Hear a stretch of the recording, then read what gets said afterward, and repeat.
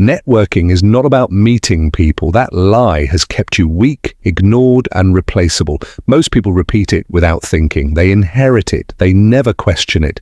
And because of that, they spend years visible, but never powerful. If you've been attending events, collecting contacts, and still have no leverage, if you've begged for access with nothing valuable to offer, if you've told yourself, my time will come, while nothing changes, this is about a mutual power does not respond to effort.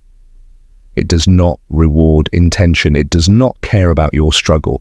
Power responds to value, control, and strategic necessity.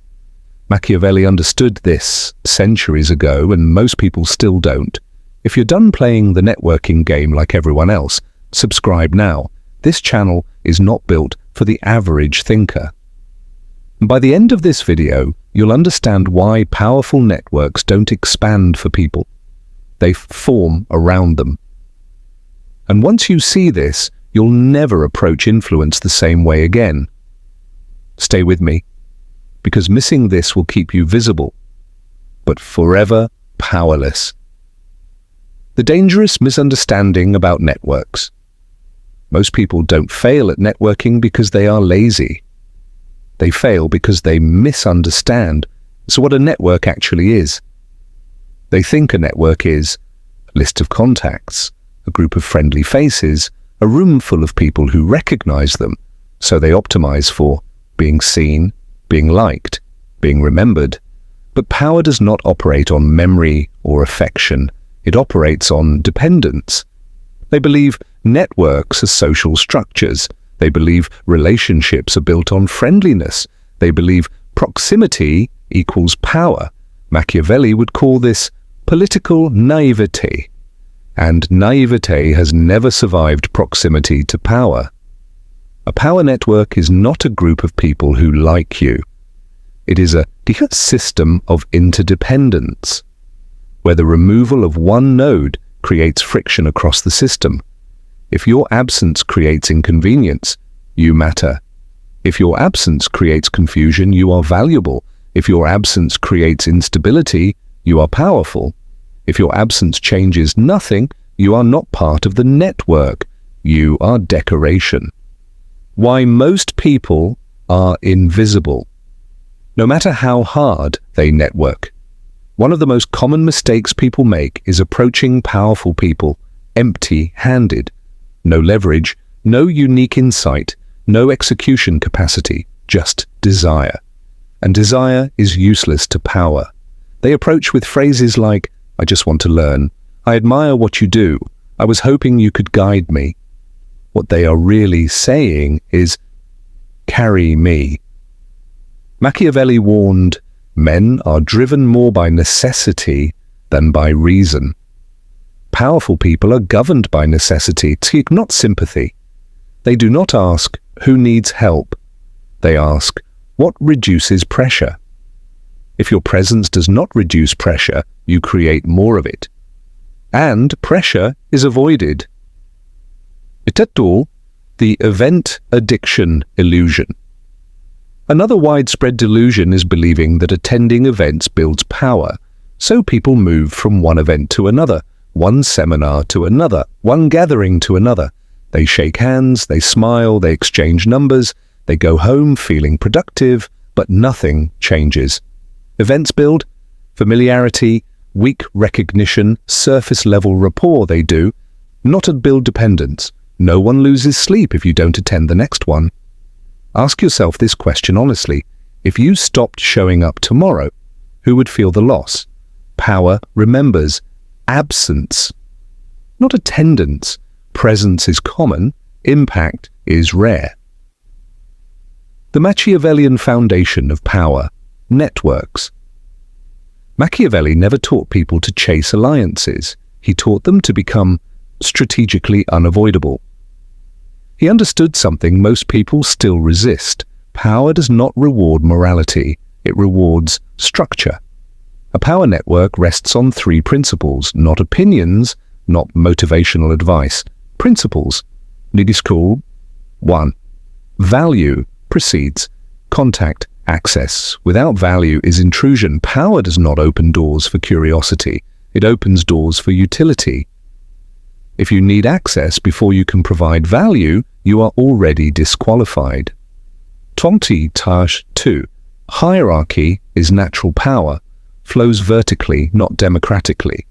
Everyone is not equal in influence, and pretending otherwise is self-deception.